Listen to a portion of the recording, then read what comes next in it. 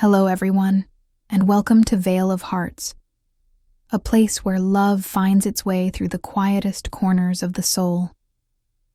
When Ava Rowan returned to New York for her twin sister's funeral, she expected tears, not whispers, not gasps, and definitely not a man who looked at her like he'd seen a ghost, Marcus Villani. Her sister's secret fiancé, a man whose name came wrapped in money, danger, and rumors of blood. But as Ava dug into Isla's mysterious death, the truth twisted darker than she ever imagined. Every clue pulled her deeper into Marcus's world, a world of power, lies, and unexpected desire. Now she's caught between justice and passion, between loyalty and temptation. And one haunting question, is she falling for the man who might have killed her sister? New York was gray that morning, the kind of gray that seeps into your skin and stays there. Clouds hung heavy above the skyline, and the air smelled like rain, coffee, and old secrets. 4 years away, and Ava Rowan still hated this city. It was too loud, too alive, too full of things she'd rather forget. She stepped out of the cab in front of St. Helena Cathedral, black coat pulled close, her heels clicking sharply against the wet stone. Her reflection in the church's glass doors stared back at her. The same cold blue eyes, the same sharp cheekbones. Only the tiredness was new. Beneath her control, her pulse beat fast. Today wasn't just another funeral. It was her sister's. Inside, the church smelled of lilies and money. Candles flickered against gold-framed paintings of saints, and soft organ music filled the space with artificial sorrow. People whispered in small, elegant clusters. Women in designer black, men with polished shoes and practiced grief. Every face turned when she entered. The sound of murmurs rippled through the air like static. "Isla," someone breathed. "Oh my God, she's alive." Ava felt it before she heard it, that instant shift in energy. Her twin sister had been dead for 5 days, and yet here she was, walking down the aisle, alive and breathing. Ava kept her chin high. Let them stare. If people wanted a ghost, she would give them one. And then she saw him. Marcus Villani. The name alone carried weight. Billionaire, financier, dangerous. Every whisper in the city seemed to orbit him. He stood near the coffin, tall and motionless, his black suit cut perfectly, his expression unreadable. The light from the stained glass caught on his dark hair, outlining him like a painting. Cold, expensive, and completely in control. Until he saw her, his gaze locked onto Ava, and in that single moment, every muscle in his body stilled. For a man who built empires, he suddenly looked like someone who'd seen his world crumble. He took a slow step forward.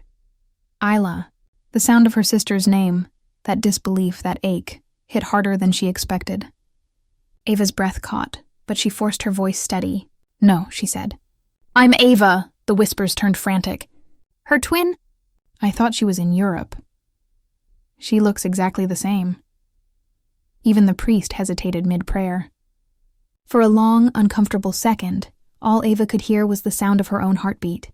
Then Marcus blinked, mask slipping back into place, though his eyes lingered on her with something darker. Confusion. Maybe guilt. He extended a hand as if to steady her, but she didn't take it. Ava looked down at the coffin. Isla's coffin. Pale roses laid across a smooth mahogany lid. It looked too perfect, too final. "You always liked an audience, didn't you, Isla?" she thought bitterly. But something about the whole scene felt wrong. Too polished, too staged. Ava turned slightly, pretending to adjust her clutch, when a soft voice from behind whispered, "I heard the brakes were cut." Her head snapped around. "What did you just say?" The woman who'd spoken, a tall blonde with trembling hands, went white. "Nothing. I just heard someone mention it." She turned away quickly. Ava's stomach tightened. The official report had said accident. A curve on the Hudson, late at night, car totaled, no foul play, no mention of brakes. She looked toward Marcus again. His expression was unreadable, but his jaw had gone rigid. She didn't miss the way 2 of his men, dark suits, earpieces, subtly shifted closer to him. Something was off, and Ava Rowan had spent enough time in the bureau to recognize fear when she saw it. After the service, most guests drifted outside into the rain, clutching umbrellas and secrets. Ava stayed behind, staring at the coffin one last time. She didn't hear Marcus approach, only felt his presence beside her, silent but heavy. "You shouldn't have come," he said quietly. Ava didn't look at him. "You say that like I owed you an RSVP. You have no idea what you've walked into." "Oh, I think I do." She turned to face him. "You were engaged to my sister, weren't you? Until she died under mysterious circumstances?" His eyes flickered, the faintest crack in that flawless calm. "You think I killed her? Should I not?" For a moment his jaw tightened, then he stepped closer. His voice dropped, low and even. "If I wanted someone dead, they wouldn't make it to the funeral." It was the calmness that scared her, not the threat itself. Ava grabbed her bag, ready to walk away, when Marcus's hand shot out and caught her wrist, not rough, but firm enough to stop her. His touch was warm against her skin, grounding in a way she didn't expect. "Wait," he said. "You need to be careful." "About what?" "Your reputation." "About staying alive." That made her pause. She stared at him, trying to read his face, but his eyes were hard to decipher, somewhere between concern and control. "You think someone's after me?" "I know someone is." Ava pulled free, stepping back. "You really expect me to believe that?" "Believe whatever you want. But you look too much like her. And the people who killed Isla don't like unfinished business." As Marcus walked away, his men close behind, Ava noticed a small folded piece of paper tucked beneath the bouquet on Isla's coffin. Her name was written across it, Ava. Her chest tightened. She waited until the church was empty before reaching for it. The paper was thin, faintly scented with Isla's favorite perfume. One line, written in neat cursive, "She died because she found out." Ava's fingers went cold. Found out what? And who wanted her dead for it? The rain had turned to mist when Ava stepped outside.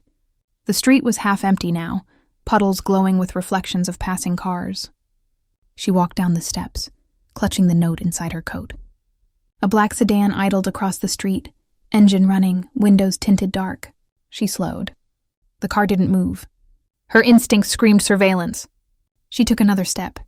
The engine revved once, soft, deliberate. Then the car rolled away. Ava exhaled, but it wasn't relief she felt. It was confirmation. Someone was watching. Her phone buzzed in her pocket. Unknown number. She hesitated, then answered. "You shouldn't walk alone in the rain, Miss Rowan." Marcus's voice, calm, deep, and entirely too close. "You're following me now?" "Call it insurance." "For what exactly?" "For the fact that you just became a problem." "To who?" "That's what we're going to find out." The line went dead. Ava stood there for a long moment, rain dripping from her coat, the note still clutched in her hand. Part of her wanted to walk away, book a flight, disappear again, pretend she hadn't seen the look in Marcus Villani's eyes or heard the word brakes. But then she remembered Isla's handwriting, delicate and desperate. She died because she found out. Ava tucked the note away and started walking. If her sister had died chasing the truth, Ava intended to finish what she started. Thunder rolled over Manhattan as she disappeared into the night, her silhouette swallowed by the city lights. Somewhere high above, on the 80th floor of Villani Tower, Marcus stood by the window, phone in hand, watching her through the glass. His reflection looked almost human. Almost. "She's not like Isla," one of his men said. "No," Marcus replied quietly. "She's worse. She'll want answers." He turned away, the skyline burning behind him. "And that's what will get her killed." Morning sunlight spilled between skyscrapers, painting the city in shades of steel and gold. Ava hadn't slept. Every noise in the hotel hallway had sounded like a threat. Every reflection in the window looked like someone watching. When her phone buzzed at 8:57 a.m., she half expected it to be a warning. Instead, it was a text from an unknown number. "Noon. Villani Tower. 80th floor. Come alone." No signature. No explanation. Just confidence. The kind of confidence that came from a man who didn't hear the word no. Ava sighed, rubbing the back of her neck. Subtle, Marcus. Very subtle. By noon, Manhattan was pulsing with life. Traffic roared, horns blared, and the air smelled of ambition and espresso. Ava stepped out of her cab, staring up at the monolith of glass that was Villani Tower, 80 floors of money and secrets. The lobby gleamed with marble floors and mirrored walls. Even the silence seemed expensive. The receptionist, polished and unreadable, gave her a professional smile. "Mr. Villani is expecting you, Ms. Rowan." Expecting her, not hoping, not waiting. Expecting, like this meeting was inevitable. The private elevator ride was long and quiet. Ava caught her reflection in the mirrored walls. Sleek black blazer, red lips, expression calm, but ready for war. Her heart, however, had other plans. "You're not nervous," she told herself. "You're prepared. There's a difference." The elevator dinged, and the doors opened onto a room made of glass and sky. Marcus stood by the floor-to-ceiling windows, city light washing over his white shirt, sleeves rolled up, jacket draped across a chair. He looked too calm for a man who'd buried his fiancée last week. He didn't turn right away, just said, "You came." "You text like a kidnapper," Ava replied, stepping inside. "I figured I'd better show up before you sent someone to drag me." A hint of a smirk tugged at his lips. "You have a strange sense of humor. It's called trauma. You should try it sometime." Marcus finally turned to face her. His eyes were darker up close, sharp enough to slice through the walls she kept up. He gestured toward the sleek black desk near the window. "Coffee. Only if you're drinking it first." He poured anyway, silent, unbothered. The city sprawled behind him, endless, glittering, indifferent. "You think I killed your sister," he said finally. "I think you know more than you're saying." "Why are you really here, Ava?" "Because people lie. Reports lie. But bodies don't." Her words hung between them. The tension wasn't loud, but it was there. A low hum, like the city itself was holding its breath. He leaned back against the desk. "Isla didn't tell me she had a twin. Why?" "Because she was good at keeping secrets," Ava said. "Clearly she learned from the best." He raised an eyebrow. "You think I'm the villain in this story, aren't you?" "No, just the one who's still standing." That answer bothered her more than she expected. Ava crossed her arms, trying to ignore the way he was watching her. Not like prey, but like a puzzle. "We were engaged," he continued. "She ended it a week before the accident." "Why?" "She said she was in danger. She wouldn't tell me from who." His voice was calm, but his eyes flickered, grief barely hidden beneath control. "She was helping me investigate a group called Aegis, offshore accounts, politicians, military contracts, all dirty. She got too close. Someone made sure she stopped asking questions." Ava's throat went dry. "You think they killed her?" "I know they did." "And you didn't go to the police?" "The police answer to them." That landed heavy. She hated how believable it sounded. Silence stretched, broken only by the city's hum below. Ava walked closer to the window, watching the taxis crawl like yellow ants. Her reflection merged with his, two strangers bound by one dead woman. "You don't get to play the grieving fiancé," she said quietly. "Not when you move on this fast." He stepped closer, his reflection aligning with hers in the glass. "You think I invited you here to flirt?" "You invited me here because I look like her." Marcus didn't deny it. His voice dropped. "You sound like her too, until you talk about trust. She still believed in it." Ava turned sharply. And look where that got her. They were close now, too close, the kind of close where her breath brushed his collar. His hand lifted, almost reaching for her face, but he stopped himself. His restraint only made it worse. The silence shattered. Literally. A sound like thunder tore through the room. The glass wall behind them exploded in a burst of shards and wind. Ava hit the floor before her brain caught up. Marcus was already moving. Instinct, not thought, throwing himself over her, shielding her as another bullet ripped through where she'd been standing seconds before. "Stay down!" he shouted. His weight pinned her, his arm curved protectively around her head. She could feel his heartbeat hammering against her ribs, his breath hot against her ear. For a man made of steel, he smelled disarmingly human. Smoke, rain, and something darker. "You're heavy," she muttered. "You're welcome." 2 more shots cracked through the air, scattering glass across the polished floor. Security stormed in, weapons drawn. "Sniper! East Tower!" someone shouted. Marcus didn't move until the room was secure. Then slowly, he lifted his head. Their faces were inches apart. "You okay?" he asked, voice low. "Define okay," she breathed. Her pulse was racing, but not just from fear. He was too close, too calm, too something. The world around them faded. All that existed was his gaze and the sound of her own uneven breathing. For a moment, she forgot the shattered glass, the bullets, everything except the warmth of him pressed against her.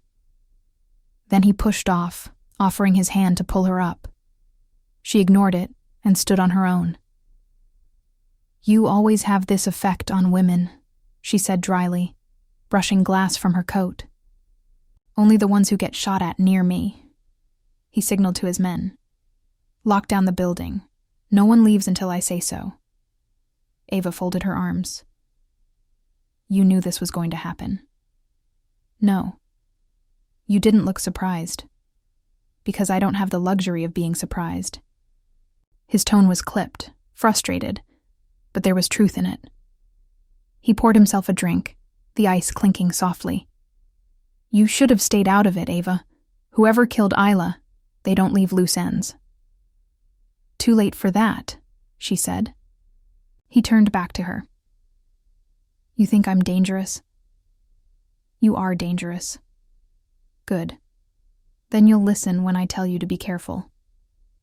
Her lips curved slightly. "You're really bad at threats." He took a slow step closer, close enough that his shadow fell over hers. Who said it was a threat? Something in the air shifted. Not fear, not tension, something else. A pull. A dare. Her pulse quickened, and she hated herself for noticing how his voice softened when he spoke her name. "Ava." "Don't," she warned. "Don't what?" "Say it like that." He smirked, eyes glinting. "Like what?" She opened her mouth to respond, but another security alert cut through the moment. Static, sharp. "Sir, shooter's gone. Rooftop across the street. Professional setup." Marcus exhaled. "Of course he is." He turned back to her, his calm mask returning. "You're staying here until I say otherwise. I'm not your prisoner." "No. You're the next target." "Big difference," she said, rolling her eyes. He almost smiled. Almost. "Stay close to me, Ava. For now, it's the safest bad idea you've got." When he left the room, she sank into the nearest chair, heart still pounding. Her reflection in the glass, cracked and shimmering, looked back at her like a stranger. "God, he's infuriating," she muttered. Then softer, and unfairly attractive. Outside, the city stretched endlessly below, lights blinking like a heartbeat. Ava closed her eyes, inhaling slowly. She'd come to New York to bury her sister. Instead, she'd stepped into her world. Bullets, secrets, and a man who might be both her protector and her undoing. The car cut through the rain like a silver blade, tires whispering against wet asphalt. The city shrank behind them, all glass and noise and danger fading into distance. Ava sat in the back seat beside Marcus, her arms crossed, eyes fixed on the blur outside. He hadn't spoken much since the shooting. Neither had she. The silence between them was thick, filled with too many questions and one undeniable truth. Someone wanted her dead. Finally, she broke it. You could have just sent me home. Marcus didn't look up from his phone. Home isn't safe, she frowned. And your idea of safety is what? Locking me in a tower? He almost smiled. Close. A house. Out of the city. Private. Let me guess, Ava muttered. Also owned by a shell company under a fake name. He slipped the phone into his pocket. You're catching on. 2 hours later, the car turned down a winding road lined with pines and mist. The lake appeared first, calm, silver, endless. Then came the house, a sprawling modern estate of stone and glass, sitting alone at the edge of the water. Welcome to the haven, Marcus said.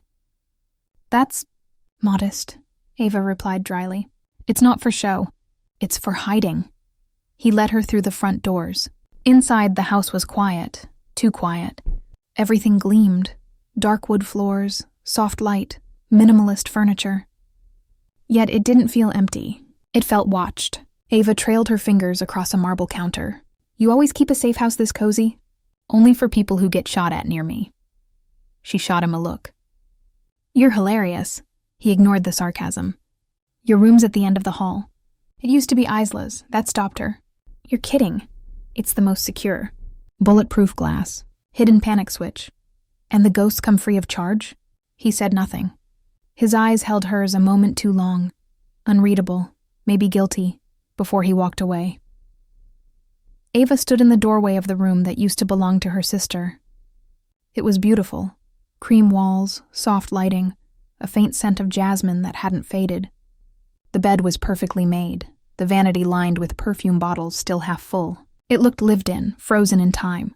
She walked slowly, fingertips brushing the dresser, the curtains, the framed photographs. One picture caught her attention. Isla laughing, her head tilted back, Marcus's arm around her waist. They looked happy. Real. The kind of happiness Ava didn't believe in.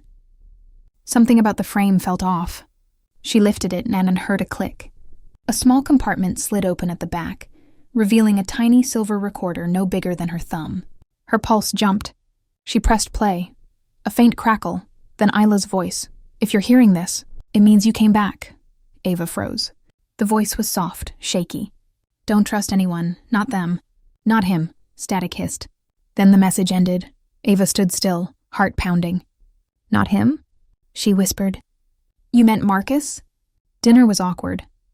Or maybe it just felt that way because Ava couldn't stop staring at Marcus, wondering what he wasn't telling her. He moved with the ease of someone who never feared being watched, while she, now, couldn't stop feeling eyes on her. He poured wine. You haven't asked why I brought you here. I figured it wasn't for the lake view. You're safer under my protection. That's funny. My sister said something similar once, right before she died. He looked up, surprised by her tone. You found something. Ava met his gaze but said nothing. He studied her for a moment, then leaned back. You don't trust me. Would you? He smiled faintly, though it didn't reach his eyes. I wouldn't blame you if you didn't. But the alternative is trusting people who shoot through windows. The night settled like a curtain. Outside, the lake shimmered under moonlight. Inside, the house was quiet, except for the faint hum of security systems. Ava sat on the edge of her bed, the recorder in her hand, playing Isla's message again. Don't trust anyone. The words crawled under her skin. She couldn't decide which was worse. The idea that Marcus was lying, or that he wasn't. A soft knock broke her thoughts. Marcus stood in the doorway, no jacket, sleeves rolled, collar open. You should get some rest, he said. Hard to sleep when your safe house has sniper-friendly windows. He smirked slightly. Those are bulletproof. Comforting. And there are guards outside. Even more comforting. He hesitated, studying her face. Ava, whatever Esla told you, I didn't want her dead. Then prove it. I'm trying. He left without another word. Sometime after midnight, Ava dreamed of the crash. Headlights, rain, the screech of tires. She saw Isla's face, terrified, whispering something she couldn't hear. Then flames. She woke with a scream. Her pulse hammered, breath ragged. The door burst open and Marcus rushed in, barefoot, gun in hand. "Ava?" She blinked, trembling. "Just a nightmare." He lowered the weapon, crossing to her. It didn't sound like just anything. "I'm fine. You're shaking." I said I'm fine, but she wasn't. Her hands wouldn't stop trembling. He hesitated, then sat on the edge of the bed, his hand brushing her shoulder. "You're safe here. You keep saying that. Doesn't make it true." "Then tell me what would."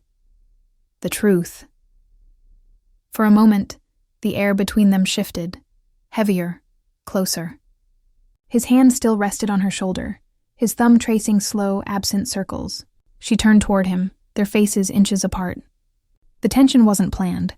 It was magnetic. Neither of them moved, yet everything did. The air, the space, her heartbeat. His voice dropped, barely above a whisper. "You're different from her," he said. "Stronger. Harder to read." "You mean harder to manipulate?" "No," he said, eyes searching hers. "Harder to forget." The words hit something deep. Ava's breath caught. He leaned in, just enough for her to feel the warmth of him, the faint scent of whiskey and rain. For a heartbeat, she didn't pull away. Her body betrayed her. The quickening pulse, the subtle lean forward, the ache of curiosity and danger colliding. Then reality snapped back. She pushed him gently, voice unsteady. "Don't." He stilled, eyes dark. "Because you're you," she said softly. "Or because you make me think of her." His gaze flickered, a flash of pain or maybe anger. "Does it matter?" "It should." He stood slowly, running a hand through his hair. "Get some sleep, Ava. We'll talk in the morning." He left the room, the door closing with a soft click that sounded far too final. Alone again, Ava sat there in the dim glow of the bedside lamp. The house creaked softly, the lake wind brushing against the glass. She reached for the recorder one more time, pressing play. This time she listened closer, to the static behind Isla's words. Beneath it, barely audible, was another sound, a voice. Male, calm, familiar. "Marcus." "You were right," she whispered. "You knew." Her hand tightened around the recorder. Whatever game Marcus Villani was playing, whatever his connection to her sister's death, it wasn't over. But neither, she realized with a bitter twist of irony, was whatever was happening between them, because no matter how much she wanted to hate him, her heart wasn't listening. Outside, the rain began to fall again, steady and relentless.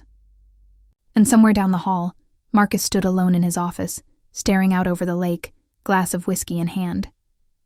He hadn't meant to go to her room, hadn't meant to touch her.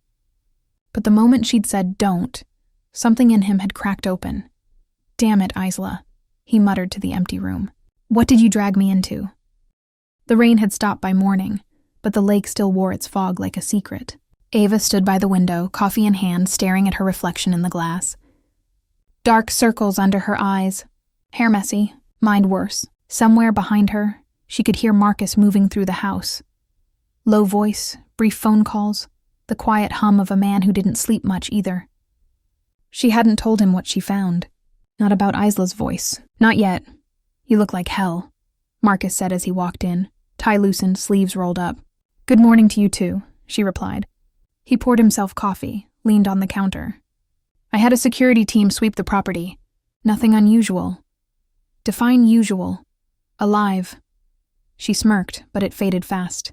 Something in his calmness made her uneasy. "What are you hiding, Marcus?" "Nothing you're ready to believe yet." Ava waited until he left for a meeting call before she went back to Isla's room. She couldn't shake the feeling that there was more. Another message. Another secret. She pulled every painting off the wall, running her fingers along each frame. On the third one, a watercolor of the lake, she felt a hollow spot. The back panel popped loose, revealing a thin leather-bound journal. Her breath caught. Isla. The handwriting inside was unmistakable, neat, careful, but frantic near the end. Project Aegis, offshore network disguised as humanitarian funding. Shell corporations in Zurich, Dubai, Hong Kong. Political ties. Blackmail material. Ava's stomach turned as she flipped through the pages. Names, transactions, code phrases, and one name circled in red ink. Ethan Cross. The final entry made her freeze. If anything happens to me, it'll be Ethan. But Marcus can't know. He still trusts him. Ava closed the journal, heart pounding. "Oh, Isla," she whispered. "What did you get yourself into?" Marcus was in his office when Ava walked in, journal clutched tight in her hand. He looked up from his laptop, instantly reading her expression. "What is it?" "You tell me." She dropped the journal on his desk. He frowned, opening it slowly. The color drained from his face as he read. "Where did you find this?" "Hidden behind a painting." "In her room." "This handwriting, it's hers," Ava said. "And before you ask, no, I didn't forge it." "Keep reading." He did, page after page, his jaw tightening. When he reached the red-circled name, he froze. "Ethan Cross. You know him?" "He's my financial advisor. Has been for 8 years. And apparently the one who killed my sister." Marcus's expression darkened, a flash of disbelief and anger flickering in his eyes. "That's impossible." "Ethan's trustworthy?" Ava cut in. Isla thought so too. He slammed the journal shut, pacing toward the window. "This doesn't make sense. Ethan doesn't move without telling me. He manages everything, accounts, offshore holdings, investment structures. You mean Aegis?" He turned sharply. "You think I knew about this? I think you were close enough to smell the smoke before the fire started. And you think I let it burn her?" They stared at each other. Anger, grief, and something else tangled between them. Ava broke first, her voice softer. "You said you wanted to prove you didn't kill her. Then help me find out who did." For a long moment, Marcus said nothing. Then he exhaled slowly. "Fine, we do this together. But if Ethan really is involved, we don't go to the cops. He'll have people everywhere. I wasn't planning to." "Good, because this gets ugly fast." He sat back down, tapping a few keys on his laptop. Dozens of encrypted files appeared on screen. Spreadsheets, offshore routing, shell accounts. "These are parts of Aegis that I managed. Isla helped me start peeling them open. Then she disappeared." "And you didn't think that was suspicious?" Ava asked. "I thought she was scared. I thought she needed space. I was wrong." Ava pulled a chair beside him, their shoulders almost touching. "You give me access to your files. I'll handle the digital tracking. That was my job at the Bureau." He gave her a look. "You're not still FBI, old. Habits die hard. So do agents who piss off the wrong people. Then it's a good thing I'm already dead on." "Paper," he actually smiled, the first genuine one she'd seen. "You're reckless. You're controlling. This should go well."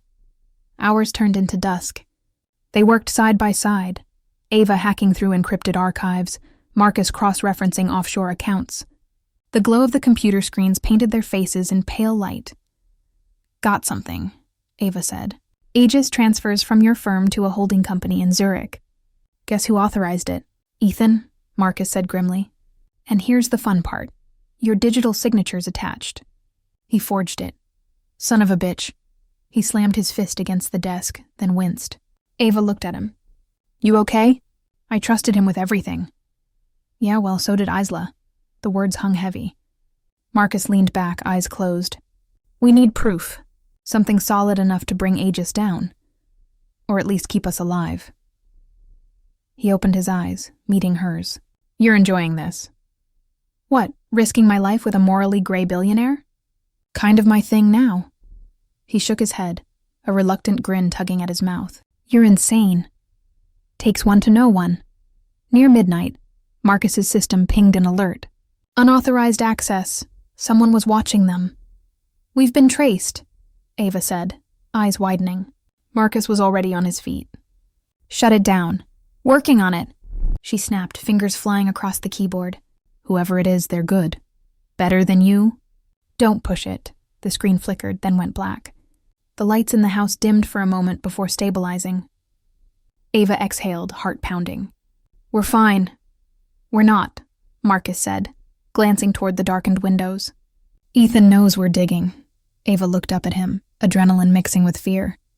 "Then he'll come for us." Marcus stepped closer, his voice low. "Let him try." Later, the house was quiet again. The power flickered back to life, A fire crackled in the living room. Ava sat on the couch, exhaustion finally catching up. Marcus poured 2 glasses of scotch and handed her one. "To bad decisions," she said, clinking her glass against his. "We make a good team," he replied. "We make a dangerous team." For a while, neither spoke. The firelight danced between them. Soft, warm, dangerously intimate. "You really didn't know about Ethan?" she asked finally.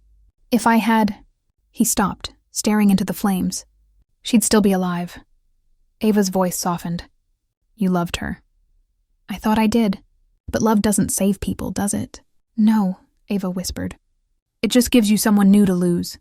Marcus looked up, eyes locking onto hers. "You talk like someone who's already lost everything." "Maybe I have." The space between them felt different now. Not cold, not angry, but something fragile. He reached out, brushing a strand of hair from her face. She didn't pull away. For one heartbeat, the world outside didn't exist. Then her laptop beeped. A notification. The spell broke. Ava turned to the screen. There's something new. A transfer scheduled for tomorrow morning. Offshore route. Same pattern Isla tracked. Marcus leaned over her shoulder, close enough for her to feel his breath. Destination? An account tied to a shell company in the Caymans. "Guess who manages it?" "Ethan," they said in unison. He straightened, already thinking ahead. "Then that's our window. We catch him during the transfer." "And how exactly do you plan to do that?" "By being smarter. And faster." "That's not a plan. It's how I built an empire." She rolled her eyes. "And nearly got yourself assassinated." He smiled faintly. "Touché." As they prepared, Ava paused, her gaze drifting toward the journal on the table. Ila's words echoed again. "Don't trust anyone." Not even Marcus. She glanced at him. The man who could command armies with a phone call. The man who'd saved her life twice. And still, somehow, looked like the loneliest person in the room. "What?" he asked, catching her stare.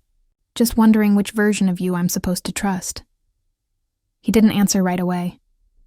"Maybe the one who hasn't lied to you yet." "That's not reassuring." "Didn't mean it to be."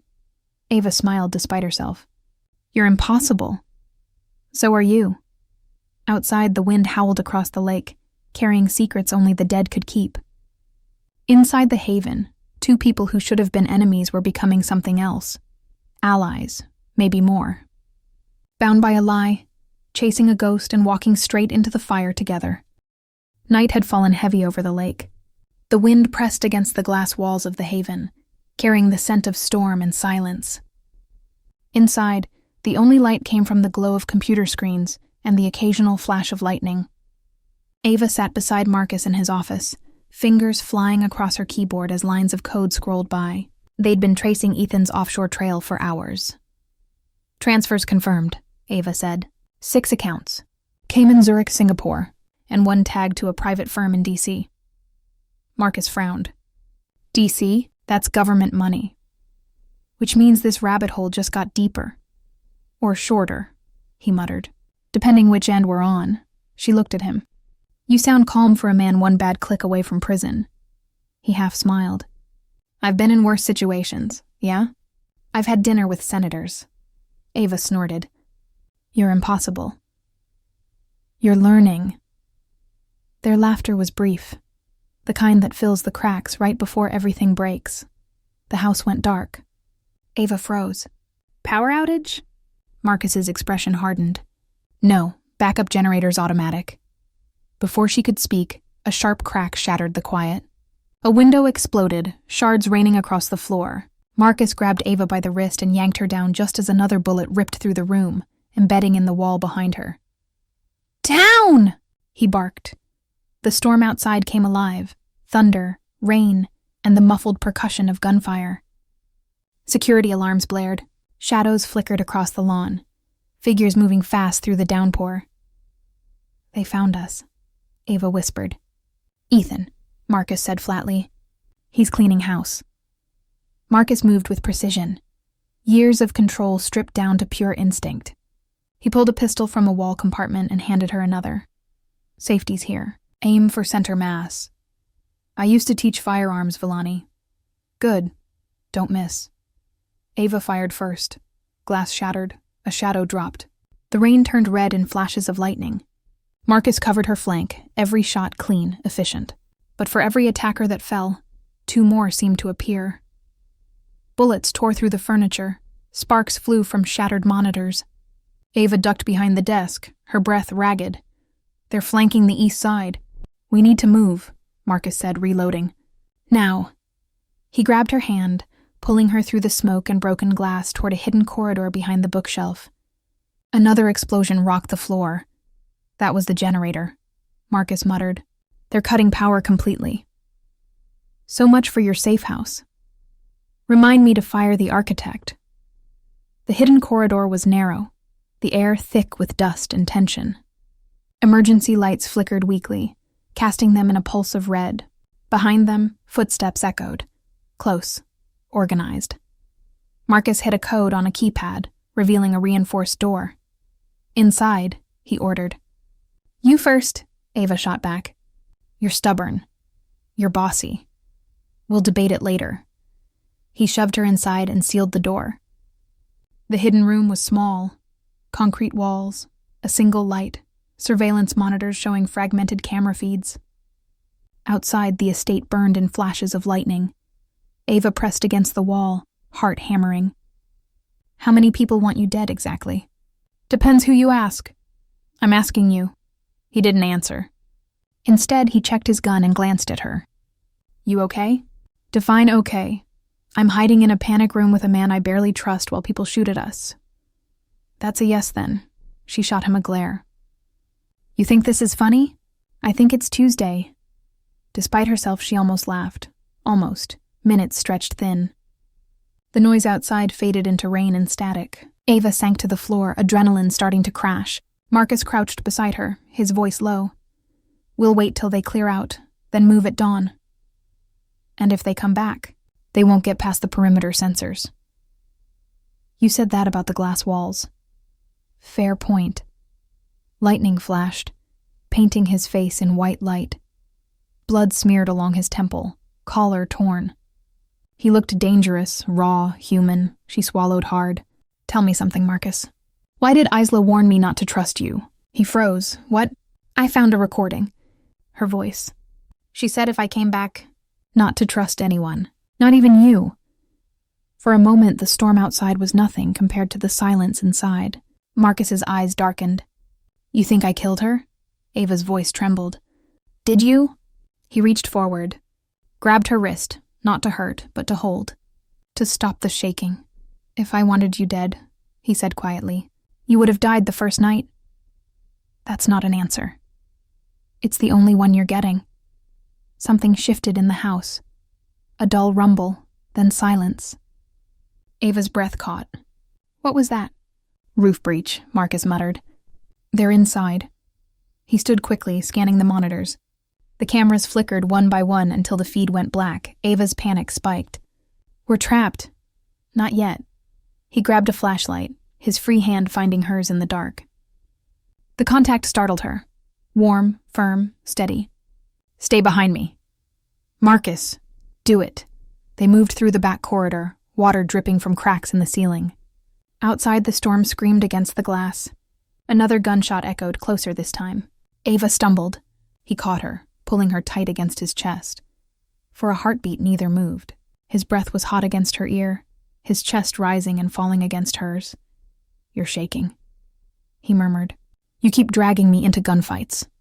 You keep following me into them. Another explosion rocked the house. The walls shook. Dust fell from the ceiling. Marcus pushed her against the wall, shielding her as debris rained down. Their faces were inches apart now, close enough to feel each other's breath. Ava, he said softly, her name sounding like both a warning and a confession. What? Stop looking at me like that. Like what? Like you're trying to decide if you want to shoot me or save me. Her pulse stuttered. Maybe both. He laughed, low, rough. Then his hand slid to her jaw, thumb brushing her cheek.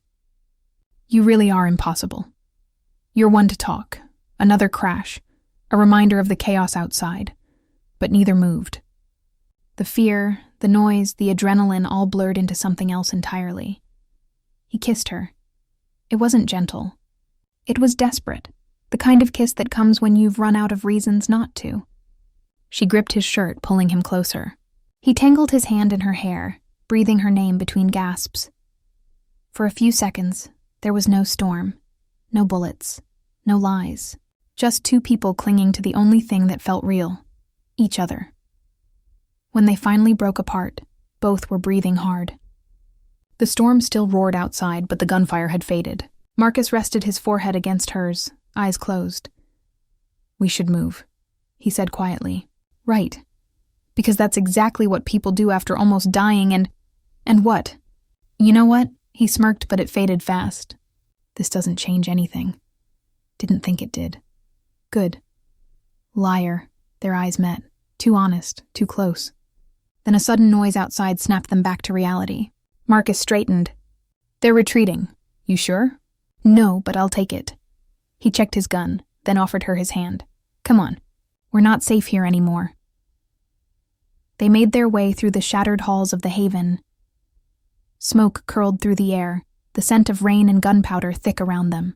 The once pristine mansion was ruined. Glass, splinters, bullet holes. Ava stopped by the entrance, looking back at what used to be their refuge. "So much for your safe house," she murmured. Marcus glanced at the wreckage, jaw tight. "It served its purpose," which was keeping you alive long enough to piss me off. She laughed, sharp, breathless. "You're really bad at comforting people." "I'm better at surviving." Outside, the storm poured down, soaking them instantly. They moved fast toward the waiting SUV parked in the shadows. Marcus opened the door for her, rain dripping from his hair, eyes glinting in the dark. "Where now?" Ava asked. "Somewhere Ethan won't think to look." "And that is?" "The one place I swore I'd never go back to." "Which is?" "Home." He started the engine. The tires splashed through puddles, headlights cutting through sheets of rain. Ava glanced at him, the man who might have saved her life or destroyed it. Either way, she was in too deep to turn back now. As the car disappeared into the storm, lightning illuminated the Haven one last time. A mansion of glass and secrets, burning silently against the rain. The fire devoured the night, but not the truth it tried to hide. Hours later, as dawn struggled through the smoke, a black SUV cut through the storm, carrying two souls who had lost everything but each other. What awaited them in the city was not safety, but another secret waiting to explode. Inside the wreckage, a phone buzzed on the floor, half buried in debris. A message flashed across the cracked screen, from Ethan Cross to unknown. They survived. Proceed to Phase 2. The storm had followed them all the way to the city.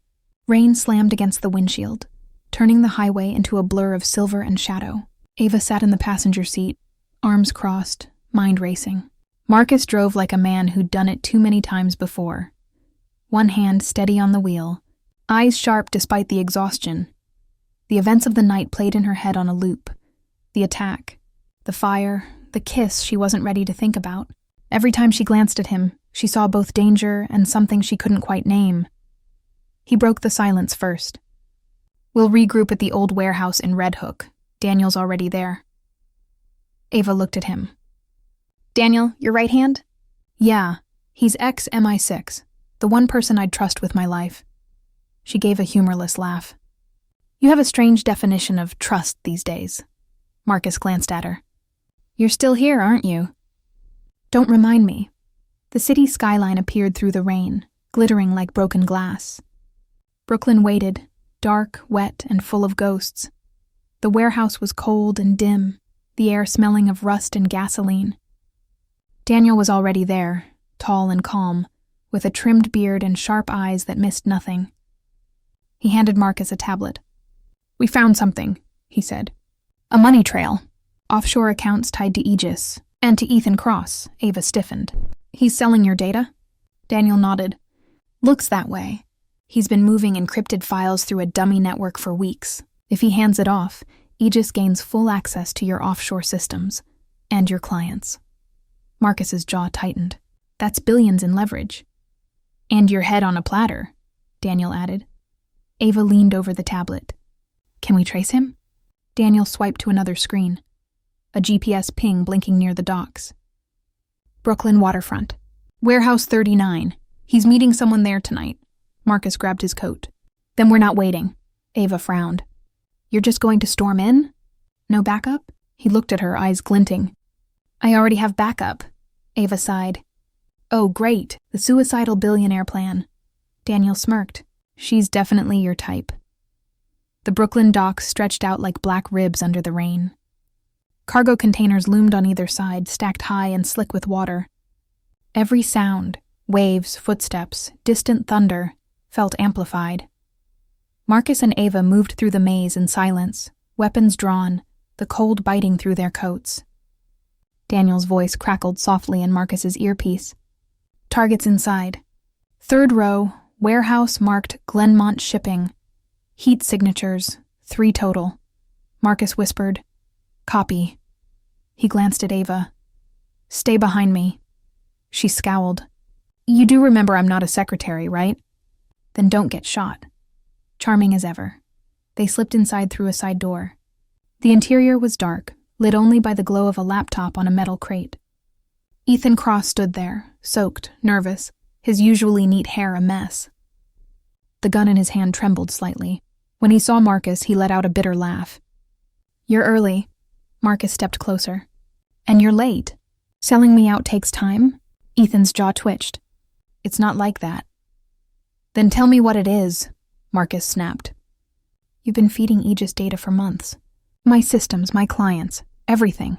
I had no choice, Ethan shouted. They were going to kill me. Marcus's voice dropped, deadly calm. You should have called me. You don't understand. Ethan's eyes darted to Ava. They wanted her. Ava blinked. Me? Ethan's voice cracked. Not you, Isla. The words hit like thunder. Ava's breath caught. What do you mean? Ethan hesitated, lowering the gun.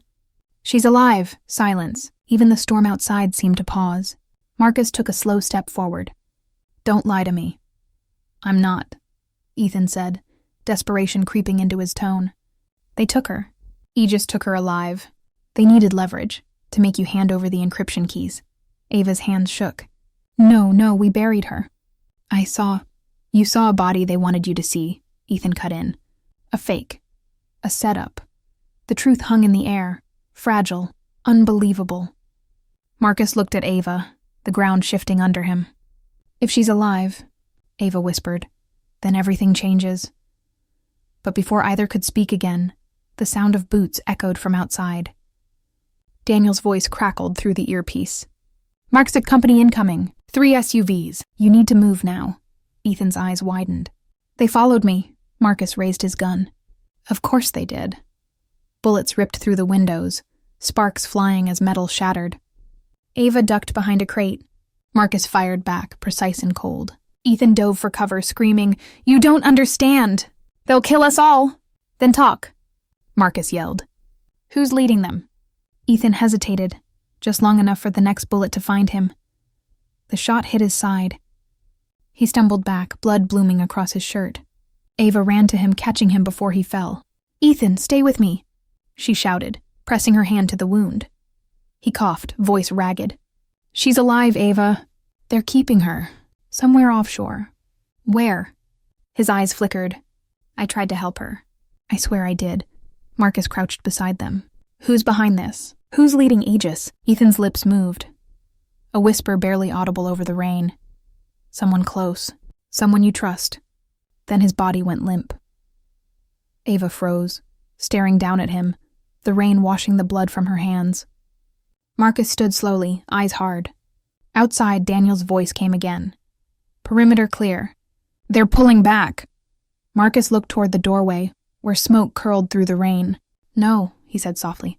They're regrouping. The 3 of them, Marcus, Ava, and Daniel, regrouped behind the shipping crates as the storm eased. Police sirens wailed in the distance, too late for anyone who mattered. Ava stared at the body. Her voice was barely a whisper. She's alive. Marcus didn't answer. His gaze was fixed somewhere far away. Daniel broke the silence. If that's true, then Aegis has leverage we can't ignore. Marcus turned to him, expression unreadable. Then we take it back. Daniel frowned. Marcus, you can't just... I'm not asking. Marcus cut in. He turned to Ava. I need you to go back through Isla's files. Everything. There has to be a clue, a location, a contact, anything that ties her to this. Ava nodded slowly. And you? I'm going after the money. Daniel sighed. This is going to get you killed. Marcus's voice was calm. Only if I fail. As dawn crept over the docks, the rain finally stopped. The sky bled from gray to pale gold, lighting the still water like glass. Ava stood by the edge, the wind tugging at her coat, her thoughts a storm of their own. Isla. Alive. The words refused to settle. Marcus joined her, silent for a long time. Then he said quietly, If she's alive, they'll use her against us. Ava turned to him. Then we find her first. He nodded once. Agreed. She looked at him, this man she didn't trust but somehow couldn't walk away from. Ethan said something else, she murmured. Marcus frowned. What? Ava's voice trembled as she repeated it. He said, She's still alive. The words lingered in the morning air, a promise, a threat, a ghost returning from the dead. Marcus's jaw tightened. Then it's time we start digging up graves. As they turned to leave, Daniel's voice came over the comms again. Marcus, there's something else. Ethan's laptop. Before he died, it transmitted a file. Marcus stiffened. Where to? Daniel hesitated. I'm not sure. The signal bounced. Back to your private servers. Ava's heart sank. You mean someone inside your company? Marcus's face darkened. No, someone inside my house. He looked back toward the city, rain dripping from his coat, eyes narrowing like a man seeing the battlefield for the first time. Whoever's left, he said. They just made this personal. The storm outside finally broke, but inside them, a new one was already forming. Sleep never came that night.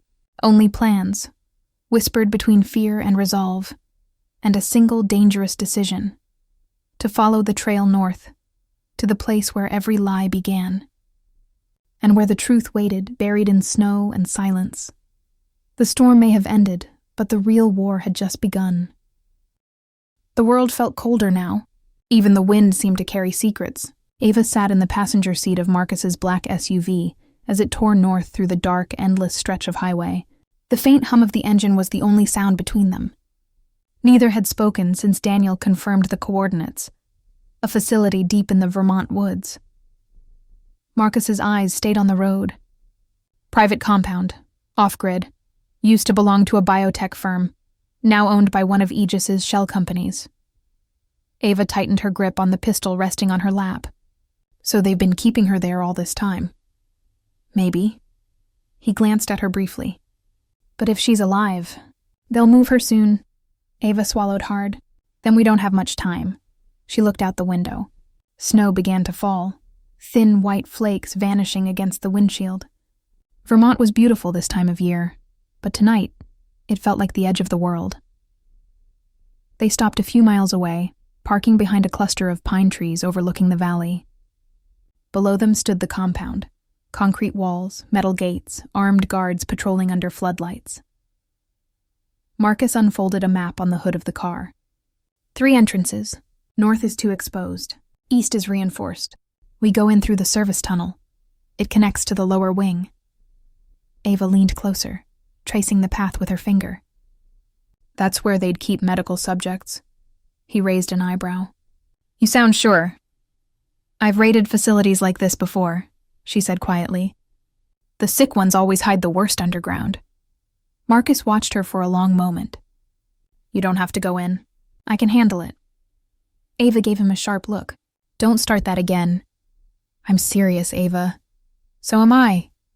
She loaded her weapon with a click. You're not leaving me behind. Not this time, Marcus exhaled. Half frustration, half admiration. You're impossible, she smirked faintly. You like that about me.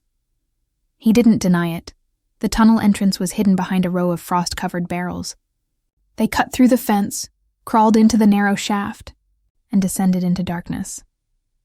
Ava's flashlight flickered over pipes and cables, the faint sound of humming machines echoing through the concrete walls.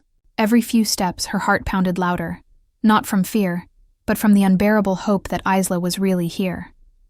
Marcus's voice came softly behind her. "You okay?" "I've been better," she whispered. He gave a quiet, reassuring hum. "We'll find her." They reached a metal door. Marcus picked the lock, and the two slipped inside. The corridor beyond was sterile. White walls, fluorescent lights, the smell of antiseptic. Ava recognized it instantly. A lab. Footsteps approached. Marcus pulled her behind a wall as two guards passed by, speaking in low voices. Transfer scheduled for midnight. The subject's fading faster than expected. Ava's breath caught. The subject. When the guards turned the corner, she moved, silent and swift. Her elbow caught the first man's throat. Marcus disarmed the second in one smooth motion. "Still got it," she muttered. Marcus gave a ghost of a smile. "Remind me not to argue with you again." They moved deeper into the facility until Ava spotted a reinforced glass door.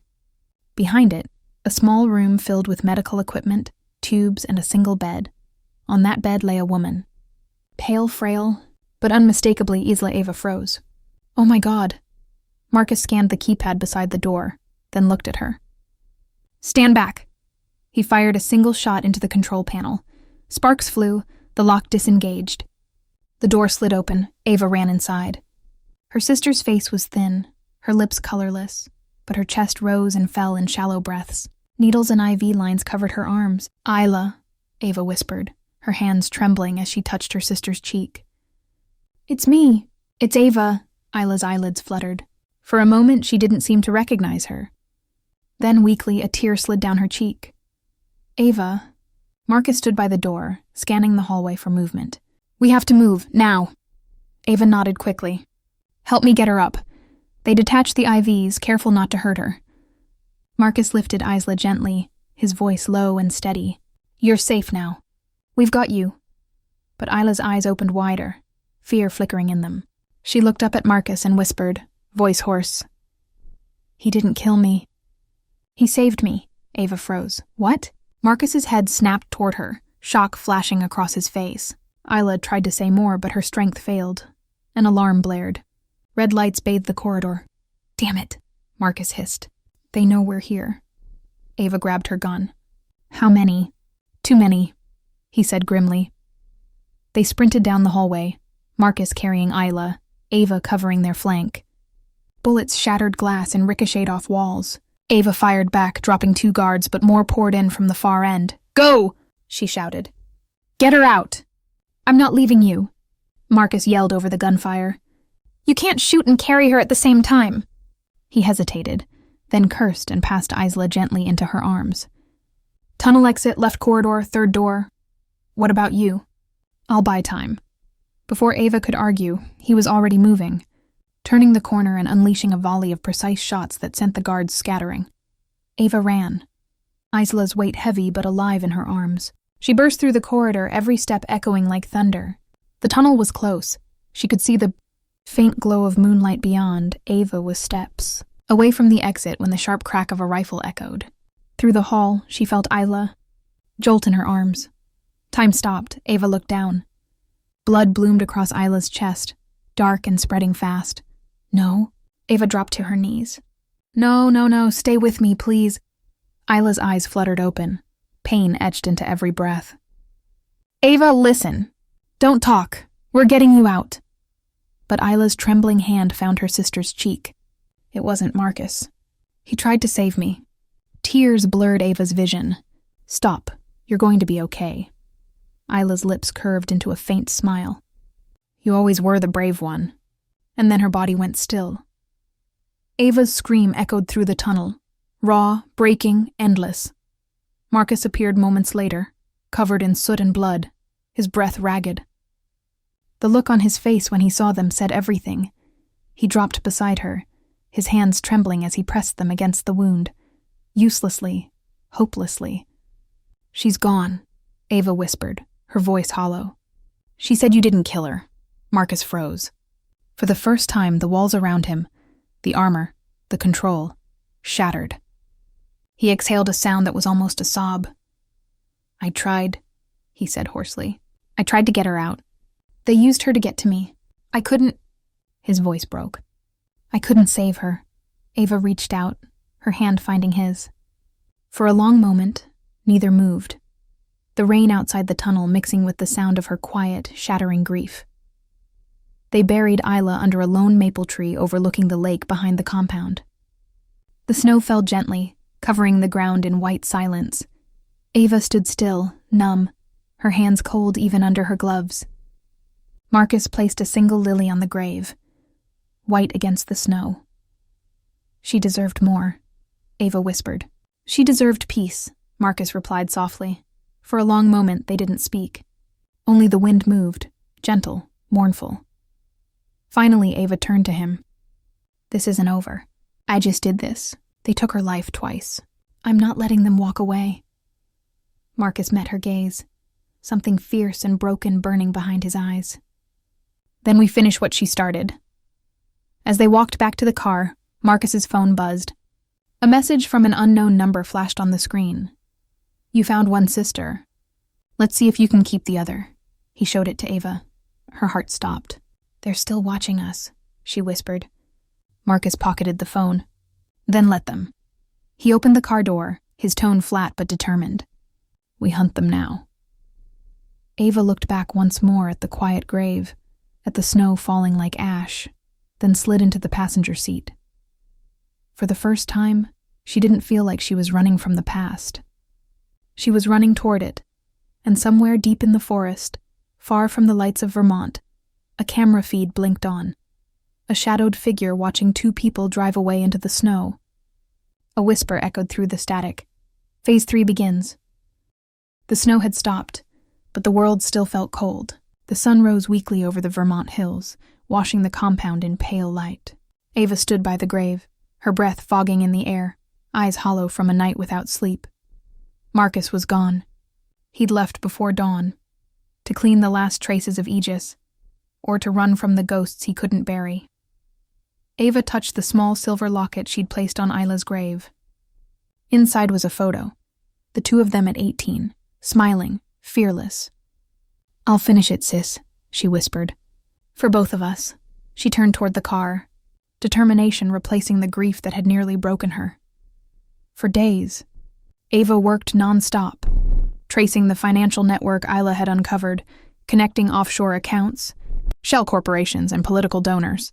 Every name she found was another piece of rot hiding behind polished power. When she sent the full dossier to the FBI, the Bureau's cyber unit barely believed it. Within 48 hours, Aegis collapsed, assets frozen, executives arrested, media in chaos. Ava watched the headlines from her apartment in Brooklyn. Aegis financial empire exposed. Global scandal unfolds. Whistleblower's journal reveals billion-dollar laundering network. Her sister's name wasn't mentioned, but that was fine. Isla didn't need headlines. She just needed peace. It didn't take long for the Bureau to come knocking, not for Ava, but for Marcus. She'd expected it.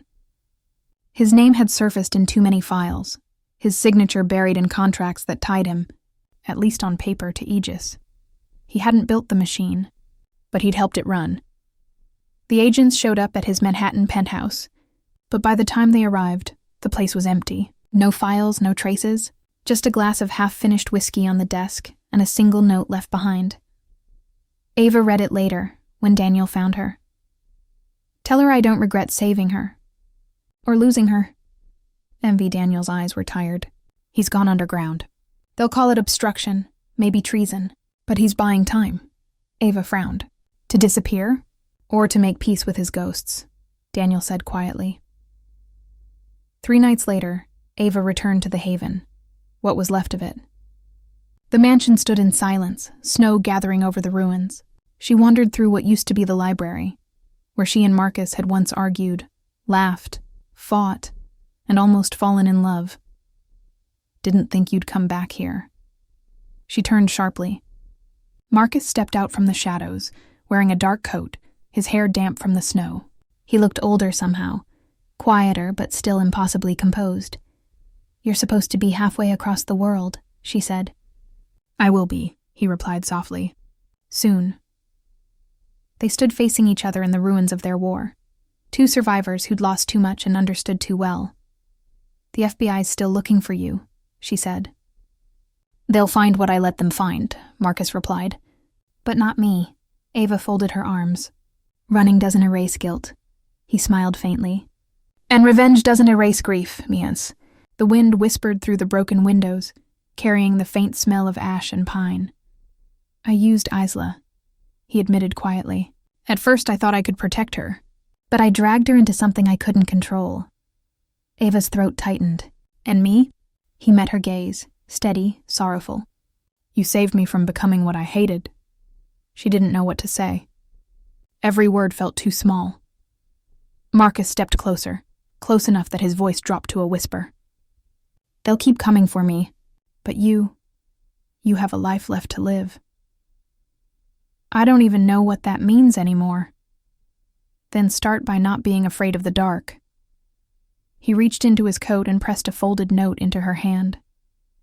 "If one day," he said softly, "you stop being afraid of the dark, find me." Ava stared at him, at the man who'd once been her enemy, her ally, her almost lover. "And if I don't?" He smiled faintly. "Then I'll know you're safe." She wanted to tell him to stay, to fight, to not leave her with more ghosts. But she didn't, because some goodbyes didn't need words. Marcus turned away, walking toward the edge of the property. Snow fell thicker now, blurring his outline until he was just a shadow fading into white. Months later, spring returned to Vermont. The snow melted, revealing green under the gray. Ava stood by Isla's grave again, sunlight on her face. She'd left the bureau for good, traded a gun and badge for something quieter. A small foundation in her sister's name, helping victims of corporate crimes. She looked up at the sky, a soft smile touching her lips. "I think you'd like this, Asla. I think he would too." In her hand was the folded note Marcus had given her. She opened it one last time. Inside, written in neat, careful ink, "Love doesn't die. It just learns to hide until it's safe." Ava tucked the note back into her coat, eyes glistening. Somewhere far beyond the city, she hoped he was still out there, watching the sunrise, maybe thinking of her. For the first time in a long while, the darkness didn't scare her, and somewhere across the ocean, in a quiet cafe in Florence, a man in a dark coat stirred his coffee, glanced at a newspaper headline about Aegis, and smiled faintly. Then he looked out the window, as if waiting for someone he already knew would come. Months had passed since Vermont. Ava Rowan had built a new life in New York, quiet, steady, and her own. She lived in a small Brooklyn loft with creaky floors and a wide window that framed the city skyline. On her desk sat a photo of Isla and a folded note from Marcus. "If one day you're no longer afraid of the dark, find me." She'd started Rowan Security and Intelligence, a small agency helping victims silenced by power. Justice had finally become something real, something she could touch. But some nights when the city quieted, she still thought about him, about the man who had saved her, and the one she couldn't save. One gray afternoon, a letter arrived at her door. No name, no return address. Just her initials, AR inside, 10 words written in the sharp, familiar handwriting she'd never forgotten. "For Isla, and for you, justice has been served." She read it twice, breath-catching. Marcus. A smile tugged at her lips. "You never could just say things plainly, could you?" That evening, Ava walked across the Brooklyn Bridge. The wind was cool, the sky painted in shades of gold and gray. The river shimmered below like glass. She stopped halfway, leaning against the railing, watching the lights flicker on across the skyline. And then, she saw him. At the far end of the bridge stood a tall figure in a black coat and hat, still as a statue, watching the city through the mist, her heart stilled. She didn't need to see his face. She already knew. Marcus. He turned slightly, just enough for the last light of sunset to catch the edge of his face. And then he was gone, swallowed by fog. Ava didn't run after him. Instead, she smiled, soft, knowing, free. Mjanta turua, she whispered. I've already forgiven you. The wind carried her words into the night. She stood there a little longer, feeling the weight lift, grief fading into something gentler. Then she turned and walked away, the city lights glowing before her like a promise. That night, rain fell softly over Brooklyn. Ava sat by her window, tea in hand, the letter beside her. For the first time, she felt peace. The kind that comes not from answers, but acceptance. Somewhere beyond the bridge, a man in a black hat paused under a streetlight, listening to the rain. He smiled faintly, then disappeared into the mist. Some love stories don't end. They just learn to live in the quiet places, between forgiveness and forever. The morning came quietly, the kind that didn't need to prove anything. Ava woke to the soft hum of the city. Not chaos, not danger, just life. For the first time, the silence didn't feel empty. She poured her coffee, sunlight spilling across the table, and smiled at the small photo of Isla by the window. The shadows that once followed her were still there, but they no longer frightened her. Because peace, she realized, isn't the absence of darkness. It's learning how to live with the light that remains. And that was Veil of Hearts, a story of love, loss, and redemption hidden beneath the lights of New York. Thank you so much for listening until the very end. If this story touched you, moved you, or simply made you feel something, please take a moment to leave a comment and share your thoughts. Don't forget to like, subscribe, and turn on notifications so you won't miss the next story. Because every week, a new mystery of love and fate awaits. Once again, thank you for being here. This is your narrator, signing off. And remember, some stories never end. They just find new hearts to live in.